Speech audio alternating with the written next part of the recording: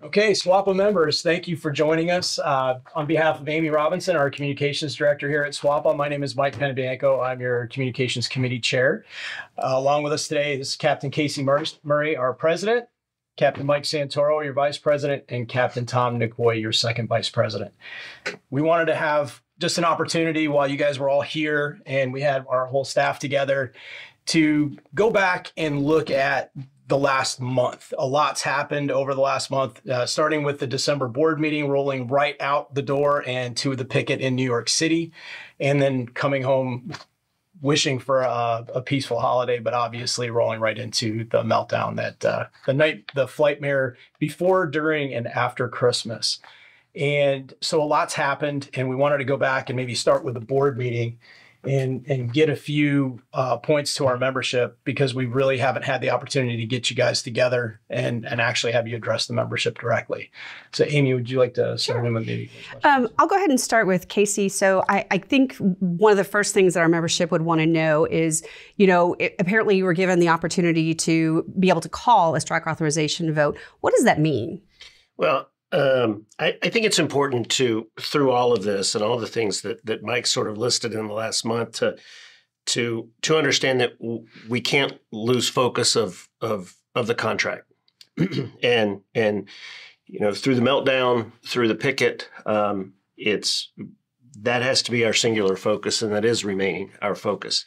The strike authorization vote just allows me to call for, and of course, it's a very strategic decision, and it'll be made with lots of people inside SWAPA, including the board of directors. But call a strike authorization vote when we think that the time is right, when we believe that either negotiations have broken down, and there's a possibility that there won't be one. That's our hope. But at the end of the day, seeing the amount of time that has elapsed, in just 4 more days, it's going to be the 3-year anniversary since we gave them our fully rewritten contract. So I do foresee it happening. So it's going to be looked at from a very strategic angle on when exactly is the best time. So I think one of the next big questions that come up is, does it mean we're actually striking? The strike authorization vote is the name, but it's important to understand that going through the RLA process gets to a point where the RLA terms it self-help. And there's a lot of different things that can occur in self-help. The strike is what a lot of people think of, but there's numerous other avenues that we could take, and calling for, let's not pick up open time. Let's, and everything from that up to a strike. So it's a wide spectrum, but at the end of the day, we have to be prepared. And I think it's important for our members and their families to be prepared that, that ultimately could be a possibility, although that is the absolute last thing that we want to happen. And just to be clear, you said not picking up open time, but you're talking about after release to self-help. After right? release to self-help. Okay. And thank you for clarifying that. But once we are released to self-help, again, wide variety of things that we could choose from. So I think a good follow-on to that, because even here at the building, we host probably 2 new hire dinners every week, because the classes are large and they split up, and two groups of new hires come in here and talk to the execs. Any one of the 3 of you start that off for every class. What do you say to our newer pilots? 30% of our pilots weren't even here in 2016, the last time we even had a negotiating cycle. And now here are some of these new pilots coming in, and on their first week, they're hearing about a strike authorization vote. I'll lead off, and I'll let Mike and Tom, who spend a lot of time in those as well. But, I think our message is, you have gotten to a major airline, and congratulations. And really your focus needs to be on flying the airplane, learning the procedures, and going out there and enjoying Southwest, have some fun. But it's very important to talk to those you fly with.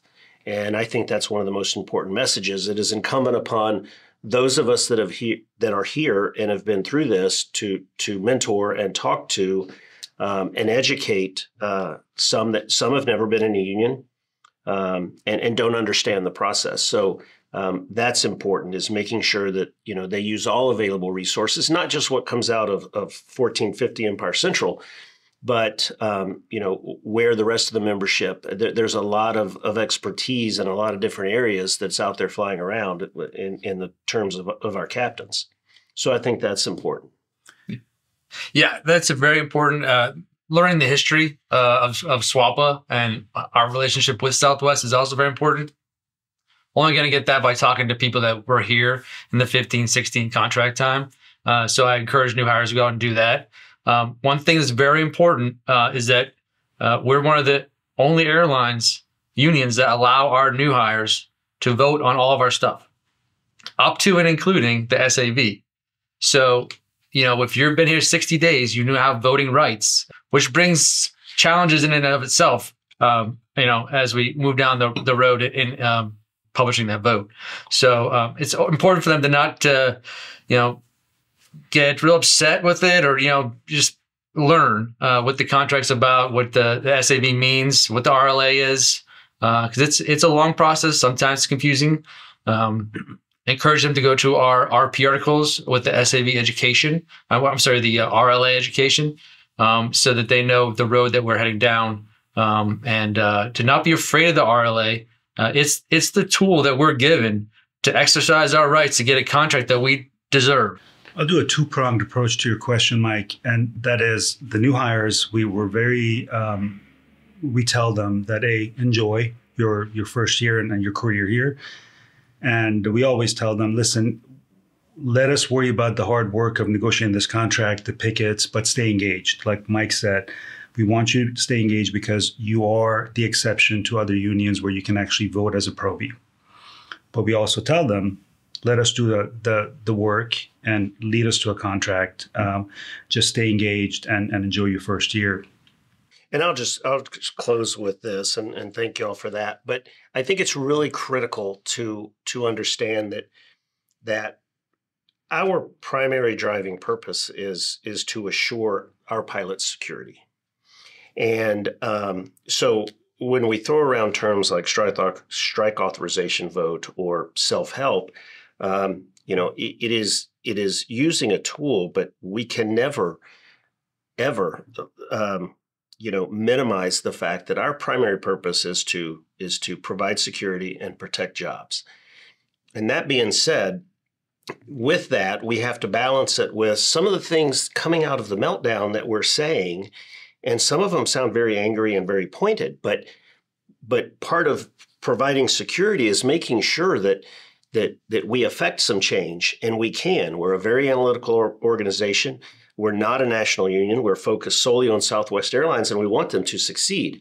Balancing all of that is, at the end of the day, we also have to realize that Southwest provides us a check, but SWAPA writes in the amount, and that's critical to understand. So it's a careful balance we have, and it's like I tell new hires, we are a family. Sometimes we throw shoes. So you did talk about some of the other unions and these people having come from other unions. And several unions took strike authorization votes in 2022. How would you say that we're going to compare with what Alaska and Delta and some of the others did? Well, I'm confident that our pilots are extremely educated. They're extremely tuned into what we say and do, as well as what Southwest does. I have no hesitation on putting that vote out there and knowing where it's going to end up. No question whatsoever. But I think what is more critical is making sure everyone, including families, understand what this is about and why we're doing it. And again, comes down to what I said moments ago. This is about security. This is about that number on the paycheck. It's also about, allowing Southwest through our contract to be able to succeed in good times and bad. And that's, again, one of our main tenets. That's what provides security. And I think now more than ever, even more than when we wrote the contract and rewrote it, is the fact that Southwest needs some guardrails now. We're seeing them misuse our pilots. We're seeing them create inefficiencies that shouldn't be there. And the way we see our contract is to provide some guardrails to protect them from themselves.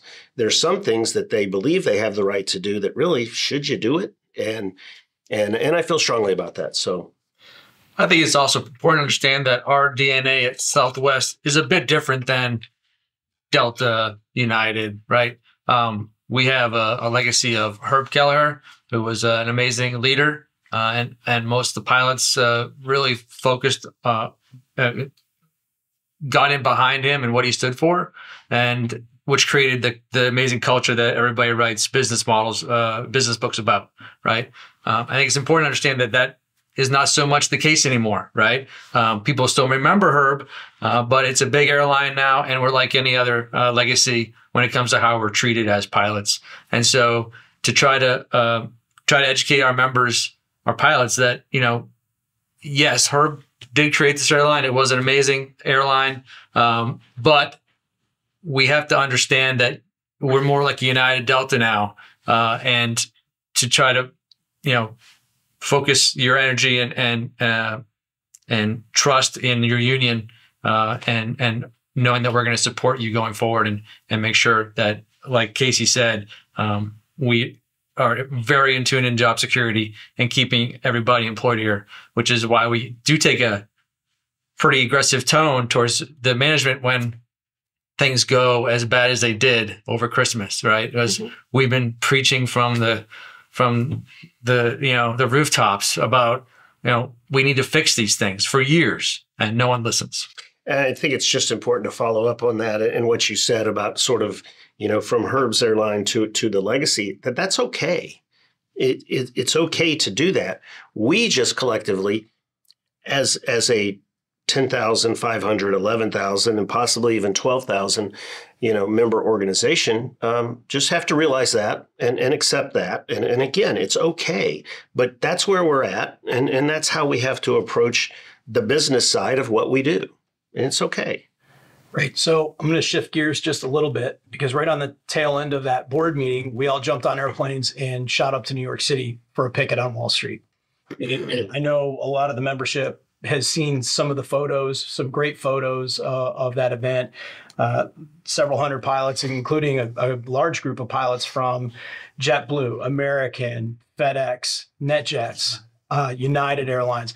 The turnout was excellent. The day cooperated for the most part for us to get out on the curb.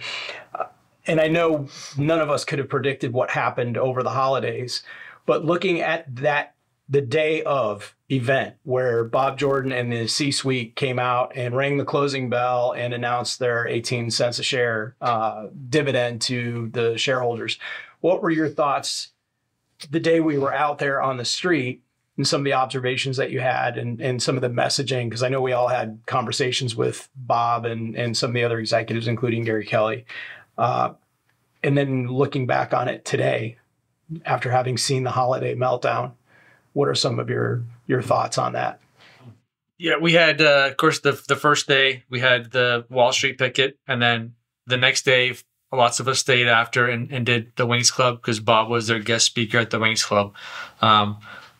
Both days were impactful for me personally. I thought it was an amazing sight to see Wall Street line on both sides, and everybody was very professional, and lots of cameras were out taking pictures of us. I thought it went really well. The next day was when we had the interactions with Bob and Gary, especially up in the Wings Club. We actually bought tickets to join in on that. And so there were some interesting conversations. When we look back at the dividends, we wish they'd spend that money on infrastructure now, right? Like, you're just wasting all this money on stock, on shareholders.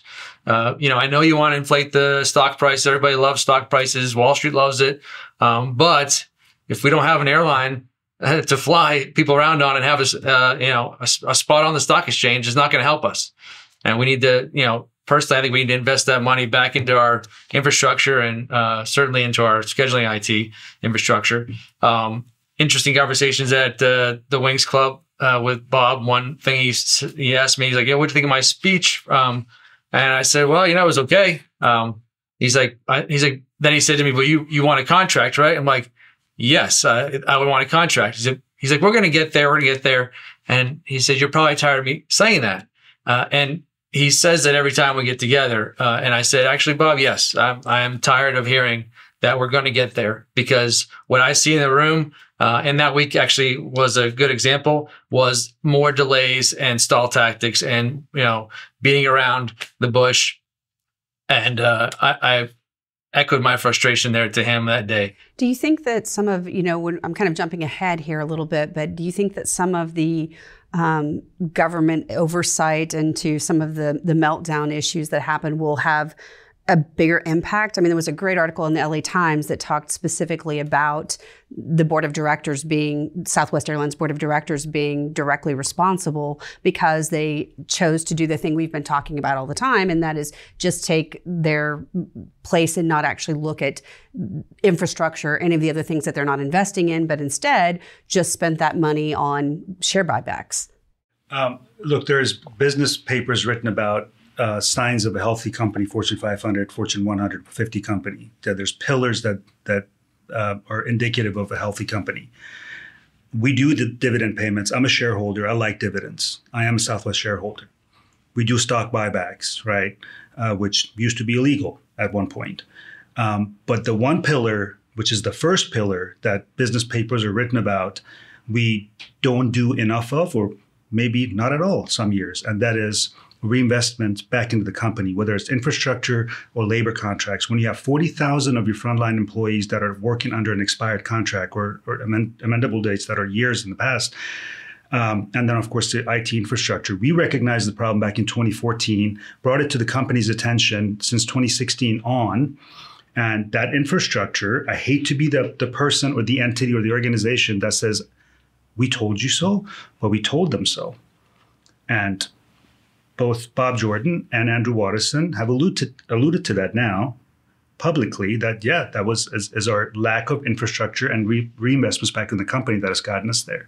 So as an outside observer, even if you weren't, I have 35 years with this company once I retire. I want this company to last and be here for my daughter or our kids if they want to come here in any capacity.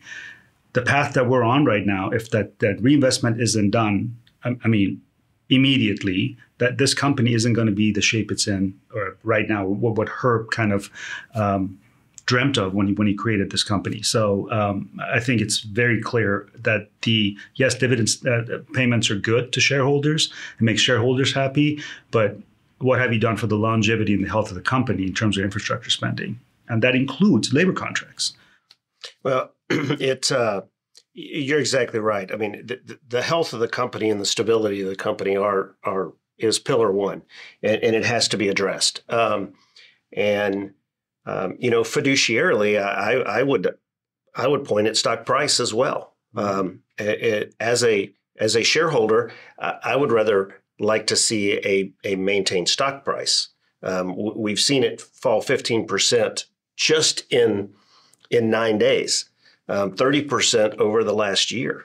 And that's a direct result of these meltdowns. It's a direct result of not adhering to the primary purpose of the airline, which is to provide safe and reliable transportation. And as we move forward, I hope that they've learned, but hope is not a strategy. And as we move forward, I fear that they haven't learned.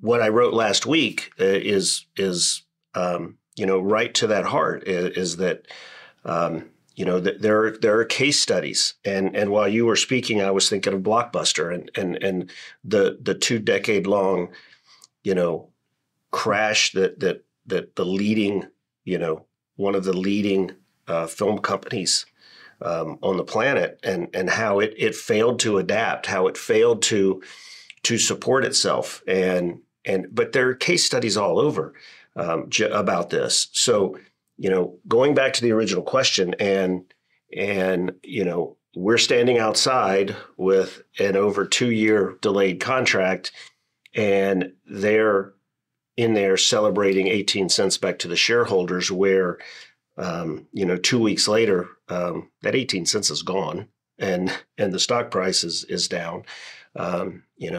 It has to be addressed, and the infrastructure has to be processes, IT, and people. It has to be addressed. Are you seeing any movement in that area so far?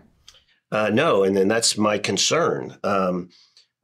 As we record this, we were actually on the phone with Bob Jordan, and on Monday the 2nd, and I demanded. I said, Bob, I can't demand, but I'm demanding that we have a seat at the table for the forensics as well as the solutions.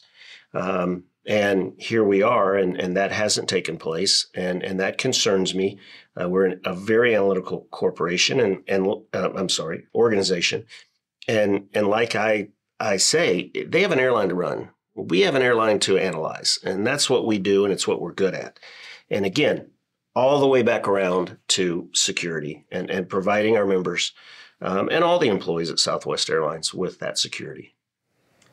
So guys, when you look back to 2014, we're going to jump forward to the meltdown over Christmas, but looking back to 2014, what similarities, what are the key points that we are really trying to get our membership to look at as we move into this next chapter of our negotiation, looking back at the behaviors and the words of the company? What is most important for our membership to remember and to key on as they make decisions, like we talked about, a strike authorization vote? If that becomes a reality, what are you seeing in the behaviors of the company leading up to this meltdown and through the meltdown that further justify trusting in the path that we're choosing? Well, I will speak real quick, and then I'll let Mike and Tom jump in. But you could take 2014 and print what was said, and we're of course talking about a massive meltdown that was ultimately dubbed the Midway meltdown. But you could take everything that was said, and you could put it over the other meltdowns leading up to the Christmas Flightmare of 2022. And it's the exact same statements. And there has been little action, but lots of words. And those words are exactly the same through the whole thing. Again, this is about security. We're trying to push them, and we're trying to affect some change. We are stakeholders, and a very large stakeholder in this company. We are the frontline leaders. And it takes every employee here to move that revenue. But at the end of the day, they have to make fundamental changes to the 4 things I said, which are IT, infrastructure, processes, and people. And until those are made, and until we just look at the exact same words that were said in 2014, reams of words, exactly the same. You could just change the date and it would be the same. And that to me is just completely unacceptable. Again, it's back to security. We have 2014 Midway meltdown, Baltimore snowmageddon, brownout, the Florida shutting down for weather, shuttle launches, whatever. We always, it's the same thing. We go into flight ops afterwards and do an after action. Like, hey, what do you have for us? And we say the same exact things every time. Scheduling broke down. You didn't know where people were and airplanes were, and you couldn't get them together. You got to fix that. We have pilots that are sleeping in airports. That should never happen, right? We have pilots that can't be matched up with airplanes. Creates the gridlock. Same thing happens every time. Why is that happening? Oh, Baker's not talking to Solver. Fix it. Well, and I think at this point you've kind of lost. I think the corporation has lost faith with their customers, which is an even bigger issue when you look at in terms of how you're. It's not just affecting pilot schedules now; it's also affecting your passengers, which is a bigger issue overall. Throughout this meltdown, I'll go back to what you said. It's systematic underinvestment in the company. It's systematic and repeated use of the same processes that don't work.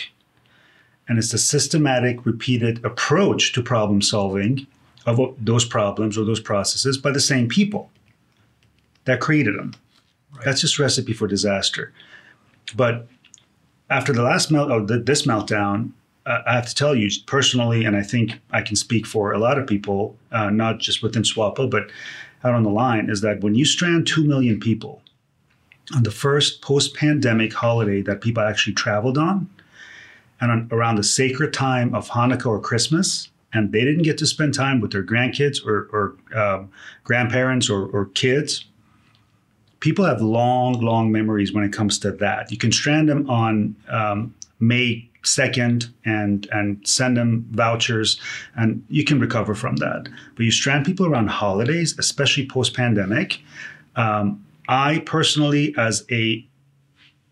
to be a 35-year employee by the time I retire here, I am concerned about that return customer and what the next 5 or 10 years look like for this company to attract those customers back. I know there's factions in the company. I've sat across the table from that use the summer of love with United, where they really melted down for whatever reason. And to this day, 22 years later, United has not gained back those core business customers because of what they did to them. People have long memories. Now, that's business travelers. You do that with people's families and around Christmas, those people aren't coming back. And I'm concerned about that for the health of the company and the longevity of our careers. Yeah, we stranded 2 million passengers, but how many people did we affect? I mean, how many families? That's a 10 million number. Right. And as well as everyone that watched it on TV. I mean, it's big. At the start of this portion, this is the definition of drift that they absolutely warn us about as pilots. The training department is very good at pointing out drift and this corporate drift that has occurred and what has become acceptable is unfathomable and unconscionable. But what our pilots are seeing, what has become the norm today, is shocking to us that have seen where it's come in 10 or 15 years. And just the minor things I'm talking about that are minor to them, but are not minor to our membership is, I mean, everyone is using Uber. Everyone is sourcing their own transportation. Everyone is sourcing their same hotels. I can remember back 15 years ago, and for a good decade, I had one reassignment. And it was due to thunderstorms and an airport closure. Today, it has become the norm. Everybody is reassigned almost every trip. So we have drifted, and it's unacceptable because it's waste. And again, I'll bring it back. That's ultimately what the security is about, that we're trying to address with our contract, and to address from a fatigue risk management perspective as well. I'm going to shift just a little bit here because a lot of our members that I'm watching social media, I'm watching what we're getting for email traffic, and they want to talk about leadership because a lot of our pilots are back into training and they're encountering leadership briefings, and leadership's talking about how they've engaged with everyone to try to do the beginnings of a postmortem, which you have already stated that we're not included on. Just so that our membership is square, as of today, Monday, what has your contact been with the following leaders from Southwest? And I'm going to start right at the top. Bob Jordan, when did we first hear from him, and how much contact have we had? I received a text about 8 o'clock on the night of the 1st from Bob Jordan. And we attended a call at 10 a.m. on Monday. We spoke for 30 minutes, and a lot of what we're saying here is what we addressed with him. A lot of our concerns, a lot of the demand to be part of and to partner with on what is going on, what happened, and what fixes are. So that has been the conversation with him. How about Andrew Watterson? Nothing. No contact. No. How about Alan Kasher? I had a conversation with him this past weekend, but it was more on an issue going on with our board. Gotcha. What about our Vice President of Flight Ops, Lee Kinningrew? He came out to the membership and said that he's been in contact with SWAPA. What has that contact been? He has been. I spoke with him 3 or 4 different occasions, but again, it's very superficial in what the airline's plans were as they were reducing to 1,500 flights a day, and really that was about it. It was, this is the plan for tomorrow, and then this is the plan for tomorrow when I speak with him again, and then we had a tiny issue with printing weather last week, and I did, once it was cleared up, and we had been dealing with it for a couple hours with the membership. I did get a text that said, it appears to be cleared up, and so. But in the past, we have tried to, again, get a partnership and get them to realize, whether it's our VP all the way up to our CEO, that we're a more powerful ally than enemy, and we would much rather be an ally, and we would much rather be a part of than apart from. Yeah, as we're doing all the media spots, people asking questions, we're on various channels. I kept on asking Casey every day, like, hey, has anyone reached out to you about what the plan is? Like, what's the plan? And it was always, no one's reached out other than to say how many cancellations we were having.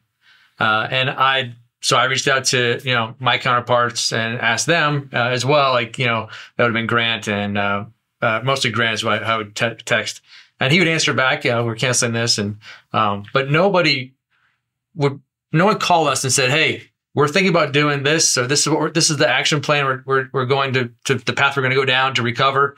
It was just, we're canceling X number of flights. We're going to run this. And that's what's happening tomorrow. And that even changed when I got on the news the next day.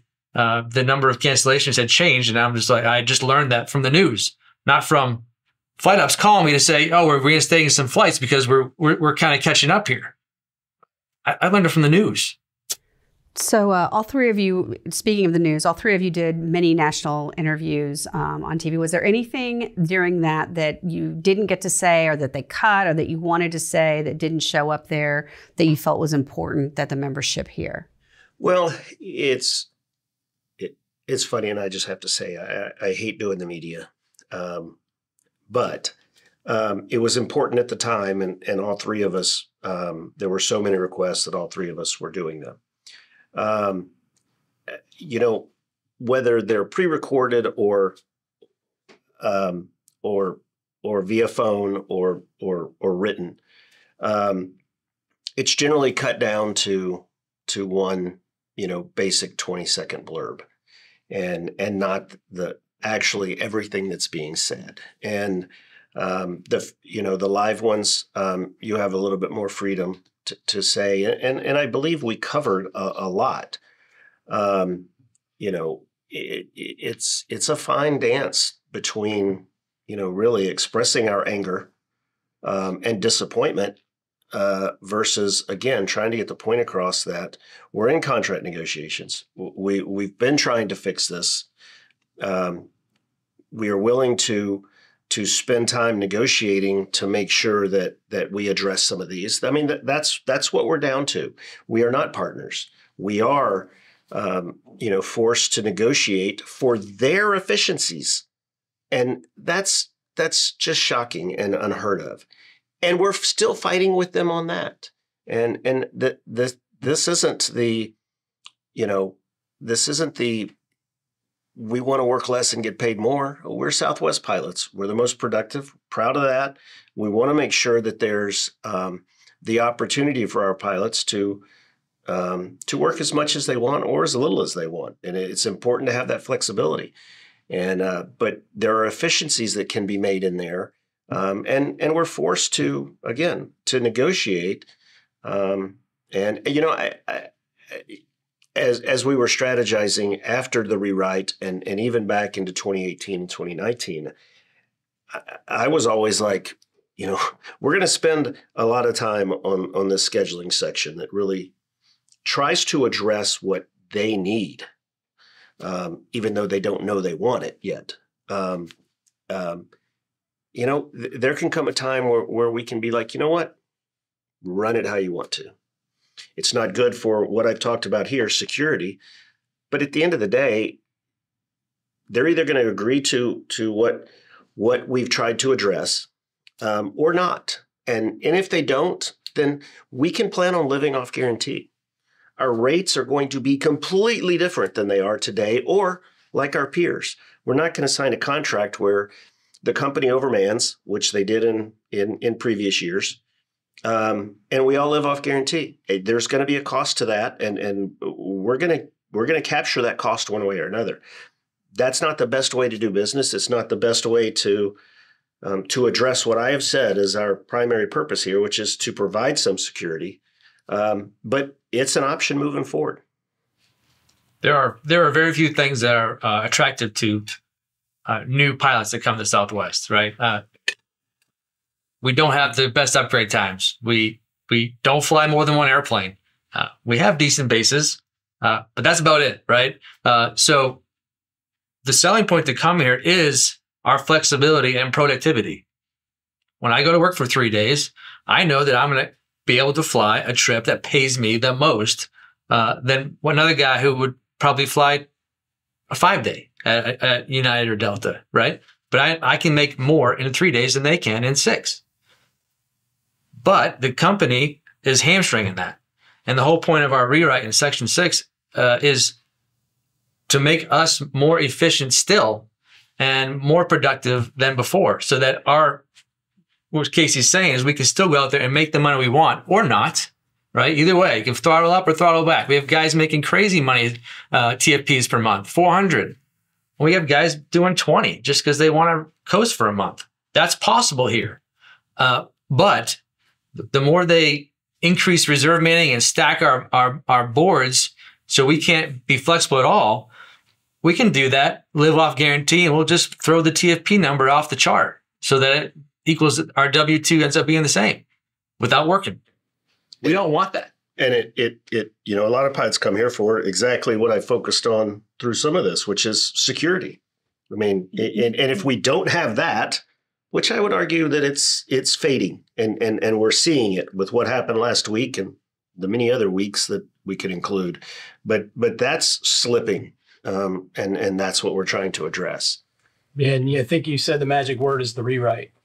And coming from before the comm chair position, I was over in contract admin, and I know if Seth were in here right now, we'd have a 30-minute stream of consciousness on where that rewrite needs the most attention. Right. But again, it's that flexibility, but it's also the ability for a pilot to look at the contract and know what it means. So when you go to work, you know what the rules are, you know what you're going to be held accountable for and what you can hold the company accountable for. That's a huge point. Well, as you know, I was contract admin before I became the VP, and I dealt with it daily.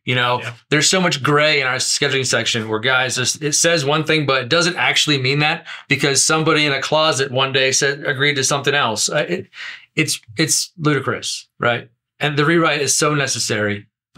Not only the fact of making the language plain and clear and understandable, but also the notes that would associated with that are very clear and concise and thorough. So everybody will have an understanding of what exactly that sentence means when it's challenged later in. We have to remember that a contract is a contract between two parties. It is not our contract. It is not their contract. It is our contract. And providing that clarity, I would think, helps them. But providing them with solutions to some of their issues also helps them. I always tell this too, that on the rewrite to the new hire classes is that it wasn't something that Mike, Casey, Jody, and Tom dreamt up. It was driven by the membership. It was pulling to the membership what they wanted a new contract because some of the language is 40-some years old. And it drives those efficiencies. I don't think there's a labor union on the pilot side out there, national brand-wise, that will sit there and have their president tell you that one of the number one things that we're pushing for in this contract is efficiency. Our ethos has always been efficiency for our pilots, to be able to be the most efficient pilots, most productive pilots, and maintaining the company's profitability. No other union will ever have that as their ethos when they negotiate contracts.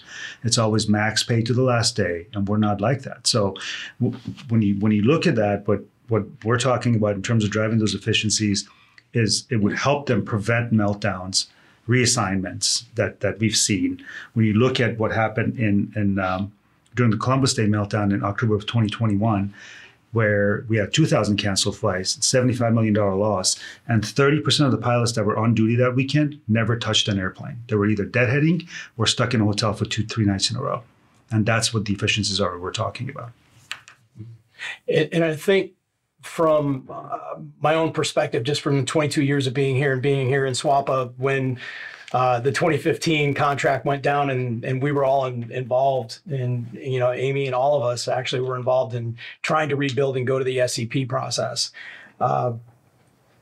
Putting the membership first. It's not about beating, and I know a lot of the rhetoric that's been thrown around, it seems harsh because the news clips tend to make it all sound harsh. And I know that's not how interviews go, but we're trying to push the company to be better, to make a better future for our pilots. As Casey said a number of times, security for our pilots. It's not just, we're not just sitting here and bashing them about the head and neck. Well, and I would say that I would make the argument that in addition to making it better for our pilots, it's making it better for the organization and for the passengers that actually fly on Southwest Airlines. And I would argue it was harsh and it needed to be.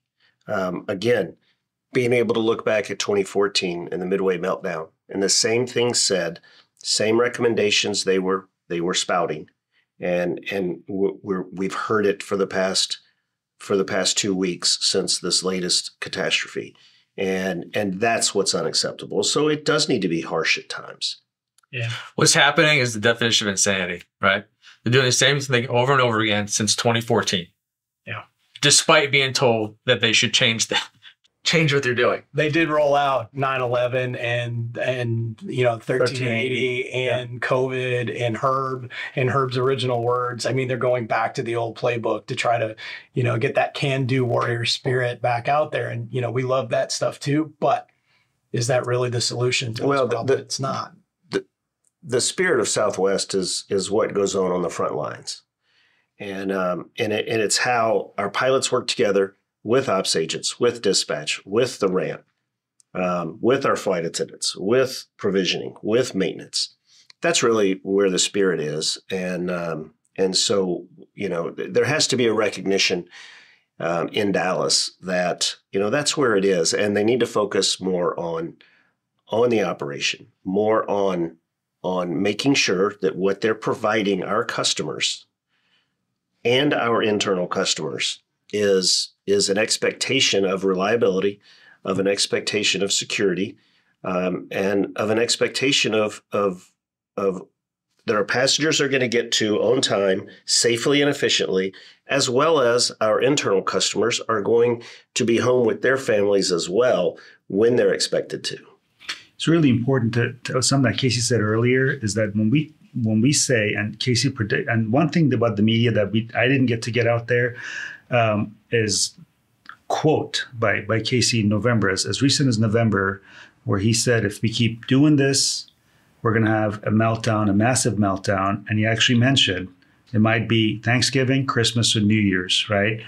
And so when we point these problems out, and we have since 2014, definitely since 2016, I just want to point out to those pilots that haven't been here that long, is that, again, those aren't good ideas that we have on a Tuesday. Those are analytical, data-driven. So when I threw those numbers out there for the Columbus Day meltdown, that's when we can recognize when you do the postmortem and you go, you had 1,210 pilots that never flew an airplane. So you canceled 2,000 flights. And this is why they never flew an airplane, because of the addiction to reassignments, because the lack of IT infrastructure in your scheduling software. And so when we say that, hey, we told you this, it isn't because it's my opinion, or Casey's opinion, Mike's opinion. It is data-driven, it's analytical.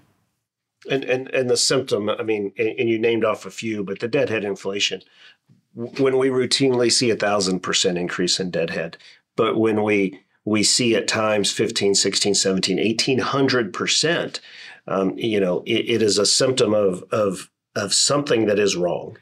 Explain what deadhead inflation is and why that's financially significant to the airline, to the board, to customers. I'm going to bring this back to Columbus Day, but deadhead inflation, again, very analytical organization. Every day we see the numbers. And when we see 108, 120 scheduled deadheads throughout the system. So when you bid on your line and you look at a trip a month ahead of time and it has a deadhead in it, there's 100 and let's call it 15 throughout the system on any day. But there are times that we see 16, 17, 1,800 deadheads. So that is a pilot that is being paid who is not producing any revenue. He's flying around the system. He or she is flying around the system.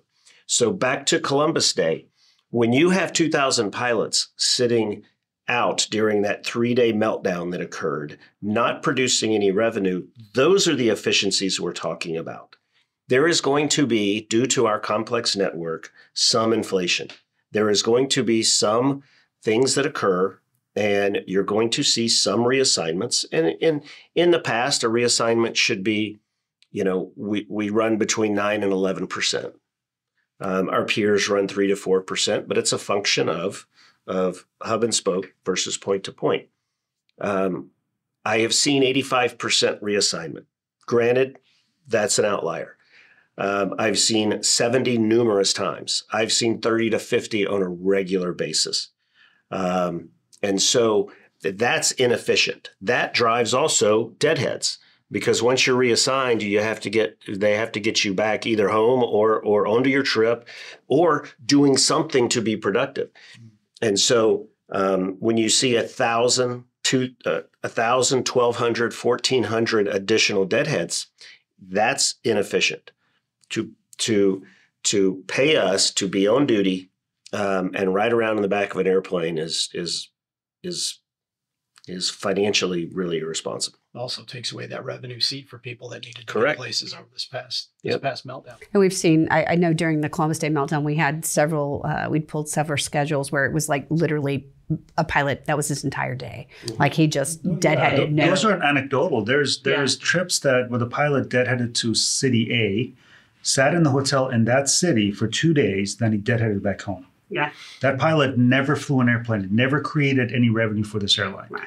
And so those aren't anecdotal. It took away seats. That was 33% of the pilots on that weekend never touched an airplane. What we actually saw this past weekend are solutions that SkySolver creates that are round-trip deadheads. And when I say round-trip, I'm not talking Baltimore, to Nashville and back. I mean Baltimore to Manchester.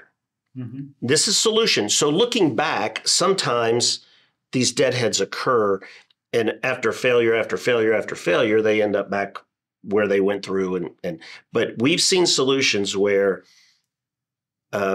Baltimore to Manchester, overnight in Manchester, and that's a deadhead. And then a deadhead the next day to Nashville, a deadhead to Midway, and a deadhead to Baltimore. That was assigned before he got to the airport at his home domicile in Baltimore. It's unconscionable. No human had to have looked at that. Right. It just hit the solver button, spits it out, assign it, be done. So again, it's processes, it's people, it's IT, and it's infrastructure. And as a member, that's our profit sharing. Right. That's infuriating. Well, and I'm glad you brought that up, because that is something that is going to have to be addressed. I mean, we are not in the business of saying, I told you so. And while it might sound that way, we try to point back to specific statements, to specific things that have been said to try to address this. At the end of the day, this was a failure of Southwest Airlines. It was a failure of Southwest Airlines leadership. It was a failure of Southwest Airlines board of directors in oversight capacity. And it was a failure of processes by people at the mid-levels. And at the end of the day, and once the forensics are done and once we see where numbers are, did our profit sharing evaporate for last year? The jury's still out on that. But the reality is that it's going to take a severe hit this year in 2023 just because of the hangover. That's going to have to be addressed. That's money out of every employee here at this airline who really have been doing everything they could and giving 110% to make sure our customers get to where they do and the revenue is generated. And because of lack of leadership and lack of oversight, this occurred. And I just feel very strongly that our employees should not be penalized for that. So we've talked a lot about the leadership at Southwest Airlines. So what I would like to pose for you guys next is, what can the membership expect next from SWAPA? What are events? What do we have planned? What are next steps for us? Well, I think that we can't lose sight of our contract and where we're headed with that. So you're going to continue to see us talk about and push for changes in coming out of this meltdown and the next one and the one that follows. That's going to continue. But we're going to continue to focus on the contract. You're going to see an increase of events. You're going to see an increase of rallies where we're going to begin the education process and talk very candidly with pilots and families about this strike authorization vote. What does it mean? How's it going to be carried out? And what are our expectations of our pilots? I love the SWAPA speaks for me. But at the end of the day, SWAPA is me, is what every one of our pilots needs to realize. It's going to take every one of them doing something when we ask them to, meaning get out there and vote, get out there, educate those sitting to your left or right, have those discussions when it's safe to do so. So you're going to see an increase in not only temperature and velocity of communication and events, but also there's going to be a goal there at the end, and it's going to be that SAV and to get to a contract. And unfortunately, we hope to see a contract before that takes place. But looking at past, Mike has said insanity with Southwest Airlines. We can't continue to do the same thing either and be accused of letting this drag on. Again, 4 days from when this is being recorded is the 3-year anniversary of them having our contract. So something is going to have to be done to push them. I would just add that, the rallies are very important. We're going to be launching them at every base, just about every base. So pay attention to the one closest to you. And if you can't make the one closest to you, go to any one you want. And we're going to be asking you to bring your significant other. No kids or anything, but bring your significant other and let them ask the tough questions of us. Let them learn the process of the RLA and how it goes down. We have members from the negotiating committee. We'll have executives will be there, and we'll be talking candidly with them in the social hour part. And then we'll have a no kidding presentation for about an hour long, going through what it's like to be on medical leave without any, with the benefits that we currently have, and how flawed they are, and how out of touch, and how out of touch you become with the company. So second class citizen is the term. So super important that everybody gets to one of these. And the next one, January 31st in Baltimore. Please sign up. The Eventbrite, there will be in all our communications coming out. And we really need people to show up at these rallies. And because you're going to learn a lot. Your significant other will learn a lot. And they'll be impactful for you. This is the multiplication that we need. We need, 300 give or take at each one. And then those pilots are going to go out and fly, and they need to speak to those on their left or right. And then when those pilots go out and fly, they're going to have to speak to those on their left or right with our words. Making these videos, putting out blast doesn't do having your questions answered in person and exactly where we're headed. So please do what you can to get to the rallies. We're going to continue with the informational pickets. You're going to see those as well. But our focus is going to be on these rallies and getting the information and really unfiltered information out there. what I've always said is we can have the most analytical approach to negotiations. We do have the best team with Jody and his team, very data-driven. But what really gets us across that finish line is membership support. And knowing that when we charge that proverbial hill, they're behind us. And we have to make sure that we're going the right direction for the membership to support us. And I think we're there. So when you see these rallies and these events, it's really important for them to show and to talk to us, to talk the SMEs in the room. One more thing that you said, you asked what they're going to see from us. I think you're going to see a lot of attention of pointing out these failures and these systematic failures with national media, making sure that the institutional investor or the flying public is aware that when stuff like this happens is because of a long history of underinvestment into the company and inefficiencies and processes.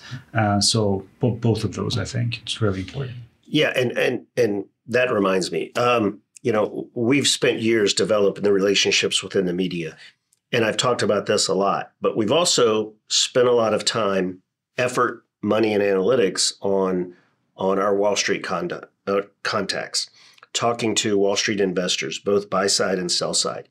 As we were dividing time and trying to go out and talk to the media, our EF&A team was fielding questions even today, but also as it was occurring from Wall Street. And there is concern, I think, with everyone, but Wall Street as well. But there's going to be some tough questions asked come time to report earnings for the fourth quarter here in a few weeks. And we'll continue to develop those contacts because they're asking some tough questions as well. And hopefully they're going to ask some tough questions of our board of directors. I think one of the commitments from SWAPA.com is to continuously post and get all the fresh information. We do have all of the interviews that you guys have done on the website. Would also, if the strike authorization vote is heavy on your mind, the Strike Preparedness Committee has their content on the SWAPA website that you can find, and you can go and read up on some of those back articles. The SWAPA Number podcast has a plethora of information that is there for you to educate yourself and your family, your significant others, because we know that a lot of those decisions are made at the kitchen table, not necessarily via a keyboard or talking to us, but when you go home and you actually look at what your life could be like with not just, if we have to do a strike authorization vote, but what will your life be like if you have the contract that you richly deserve and you have the medical benefits that give you that confidence that if something happens to you, that you and your family are going to be taken care of, and that when it's time to retire, that even an event like COVID isn't going to make you have to go out and grab another job just to get through. I think that's an important point. What you just said, Mike, is the fact that we need to focus on the contract and what it means for all of our futures, including Southwest. And so while our pilots, spouses, significant others are having the conversation at the dinner table, I think that's the important part to really be focused on is it's going to be uncomfortable at times, but it's what it's going to take to get you what you deserve and what you've worked your whole life for. And I think that's the focus that we're going to have to address. And so parting shot from Com, I think, is just to make sure you're hearing from us. Your email is up you're to date, subscribed. that your email's up to date on the website, that all of your phone numbers, all of your contact information with SWAPA is correct and accurate. Also, if you're on social media, please engage with us on social media, retweet, refollow, like our pages, do all of the things that would be required there. That also helps us get in front of Southwest Airlines and let them be able to see what we're posting and what's out there. And so we would ask you to engage there as well. And if you have any questions, please email us at com@swapa.org. We're happy to talk to you about anything that we happen to be missing, or get out information to you that perhaps you don't have or we haven't thought of to get to you. You're going to see more and more on the social media side from us. And at the end of the day, I have a saying: it's everyone individually together. It takes everyone. It also takes individual decisions from individual pilots and their families on showing up, on spending the time becoming educated, educating your family, and then it takes us all together. And so that is my ask as we move into 2023. Guys, I know you're busy with all the media. Thanks for taking just a little bit of time to kind of center the rudder for all of our members, and for any family members that may be watching. On behalf of Amy and myself, we're grateful for your time, and Happy to do it. we'll see you again soon. All right. Thank you so Thank much. you. Pleasure.